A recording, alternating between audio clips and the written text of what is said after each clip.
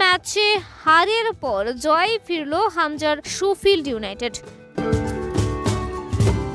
Coventry সিটির বিপক্ষে সর্বশেষ জয় পেয়েছিল শেফিল্ড ইউনাইটেড। এরপর টানা ৩ ম্যাচে হার। অক্সফোর্ড ইউনাইটেডের কাছে ১-০, মিলওয়ালের কাছেও ১-০ এবং প্লিমাউথের কাছে ২-১ গোলে হেরেছে তারা। অবশেষে জয়ের দেখা মিলল হামজা চৌধুরী দলের।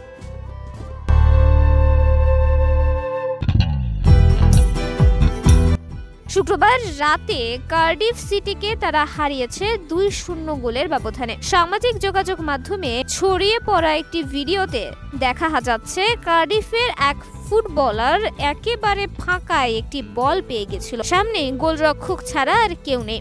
সেই ফুটবলার বল নিয়ে এগিয়ে প্রায় বক্সে ঢুকে পড়েছিলেন। অনেক দূর থেকে দৌড়ে এসে হামজা চৌধুরী এমন ট্যাকল করলেন।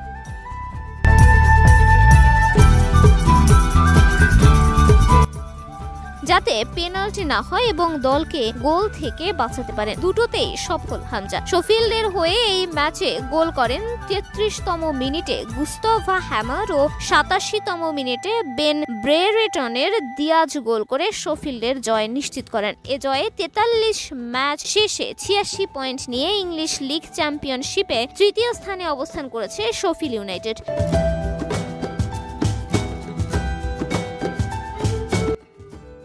সমান ম্যাচে ৯১ পয়েন্ট করে নিয়ে দ্বিতীয় স্থানে বার্নেল এবং শীর্ষে রয়েছে লিডস ইউনাইটেড। লিগে এখনো ৩ রাউন্ড করে ম্যাচ বাকি রয়েছে, যেখানে শেফিল্ড মুখোমুখি হবে বার্নেলে স্টোক সিটি ও ব্ল্যাকবার্ন রোভার্সের বিপক্ষে।